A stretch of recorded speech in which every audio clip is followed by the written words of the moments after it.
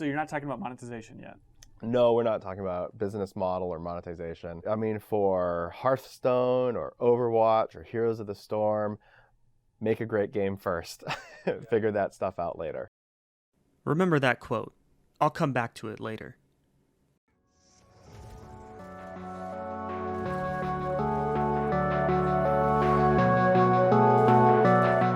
Blizzard games defined my childhood. StarCraft, Warcraft, Diablo, even games like Blackthorn and the Lost Vikings on the Super Nintendo had a huge impact on my tiny child brain. A large part of the reason I wanted to become a game developer was because of those experiences. They had a sense of magic and quality to their worlds and stories that other games didn't seem to capture. I still remember, when I was 9 years old, roaming the claustrophobic hallways of the crypts in Diablo 1, and how much fear and anxiety it gave me. Not like, holy crap, gas is almost $6 a gallon anxiety, but the good kind. The anxiety of anticipation, of opening the next door, turning the next corner, and hearing, fresh meat, for the first time.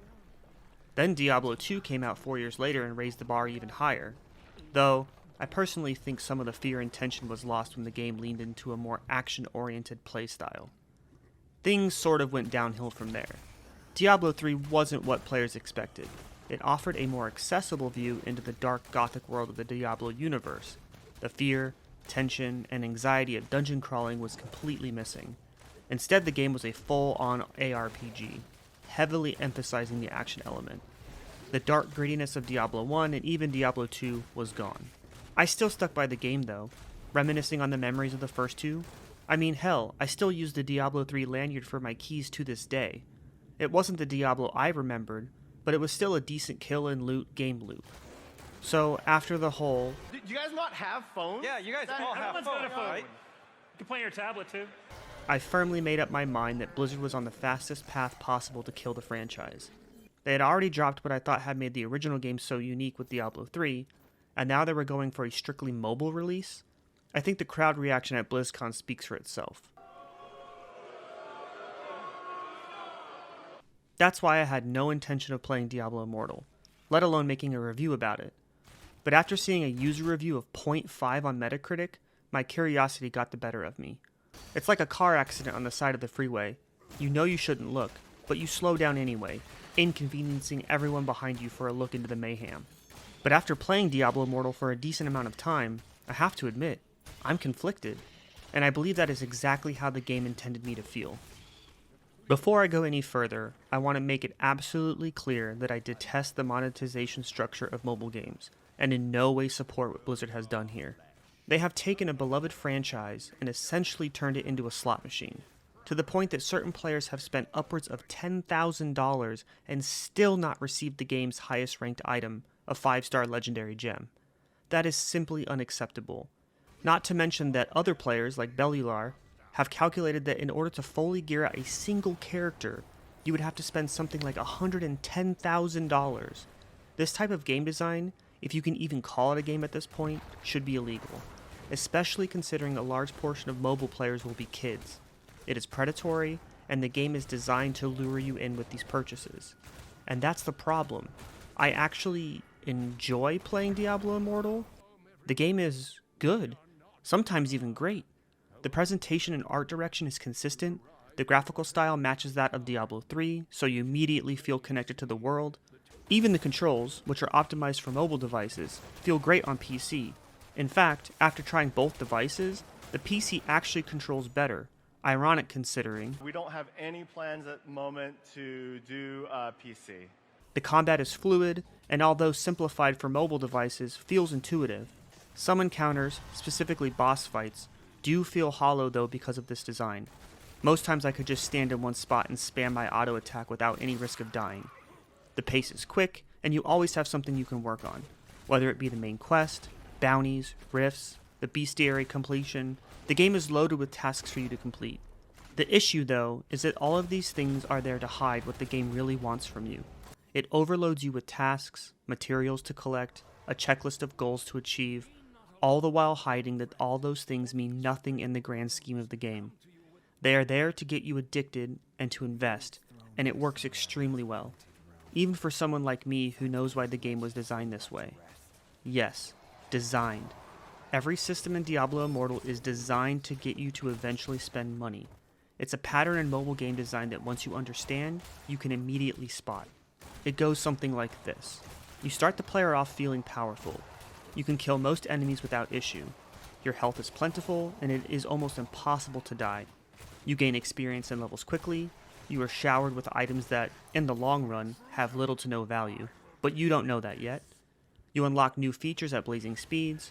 You are given an item or items that are legendary early on for nearly free, and these items make a huge impact on your character power, cementing their importance in your mind.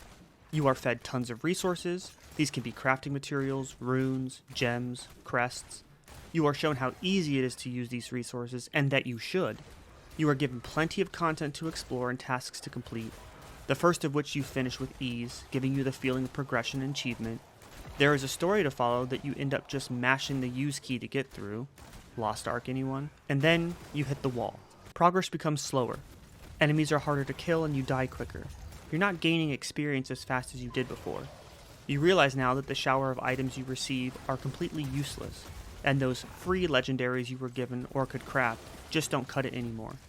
You are running dry on resources, and getting more of them is difficult, or in some cases impossible.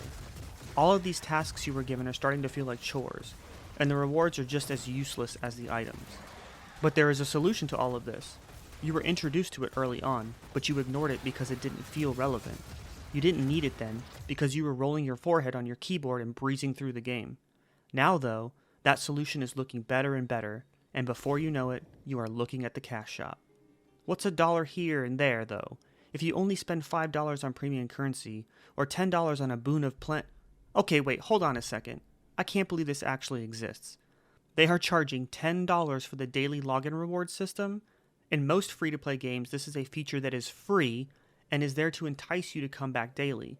Blizzard is actually charging you for the motivation to log into Diablo Immortal every day. I know, there is the daily kill reward, but it's not the same. Oof. I'll be back. I have to go outside and stare into the sun. By now, I'm sure you get the idea. The entire game is designed around systems that eventually lead you to spend money because your experience in the game gets worse over time. The evil thing about this is that all of these issues are imposed on purpose. Remember this quote from earlier? Make a great game first. Figure that stuff out later. Right. If this was true, Blizzard could have easily added features into the game that would reward you for just playing the game and progressing. In fact, they already have some systems that could have been used for this. Bounties could have been retooled to reward crests, the ones that actually matter, or higher level materials. Completing dungeons or rifts could have had specific rewards depending on the type of content being done. For instance, a guaranteed legendary gem for a certain dungeon if beat on a challenging difficulty. There are so many ways you can have hard to obtain materials and items in a game and never once charge the player for increased odds or rewards. Oh, and the real money market is back. It doesn't function like the auction house in Diablo 3, as it's strictly a buyout market where you can set your initial price and then the buyer will be sold the lowest cost listing. It also doesn't use cash directly, but instead uses platinum, one of the 2 premium currencies in the game. How do you get platinum? You gain it through the daily reward quests, from which you get a very low amount, from selling gems on the marketplace, or purchasing it with eternal orbs, the main premium currency. The issue here, though, is that to sell gems which will net you the highest return, the legendary gems, you need to use an eternal crest when running a rift. These eternal crests can only be obtained from the cash shop and aren't available anywhere else in the game. This is only explained to you in the text tooltip that comes up when inspecting an item, and in a very devious way, Blizzard has made the 2 legendary crests look very similar, the only difference being that one says you can sell the gems on the marketplace, while the other says they are bound to you. Oh, and I guess they put the word eternal in the item name. That should have been obvious. At this point, my brain is exhausted from all the terrible design decisions that were implemented in Diablo Immortal. I haven't even touched how the legendary gem system works, in which it is almost impossible to find a 5-star gem, and even harder to craft one yourself. Other YouTubers, like Josh Strife Hayes and Asmongold, have covered this in depth, and I really don't want to suffer a depressive episode, so if you want to feel even worse, go check out their videos. Aside from the completely predatory design of Diablo Immortal, I had some issues on the PC port while playing. I know it seems insignificant to mention these now, but it's worth noting. Sometimes my character audio would cut out in the middle of dialogue. My character would just start auto-running without me touching any controls, and I'm not talking about the auto-navigation feature. I was disconnected from rifts multiple times while joining a party. The game crashed on launch a few times, and frequently enemies would just disappear, or maybe they decided to do what I should have done and just leave the game. It's really hard to see a franchise I have loved since I was a kid get treated this way, especially because there are so many cool callbacks and characters in Diablo Immortal from previous titles. You get to see Cain again. Charcy is back. You get to travel to Darkwood and see the Tree of Inifus, just to name a few. If you are a fan of Diablo and its lore, playing Diablo Immortal can be a cool glimpse into the time span between the second and third games. It fills the gaps of what happened in Sanctuary in the 20-ish some years between the fall of Baal and Diablo's return, and you can experience the story without ever spending a single dollar.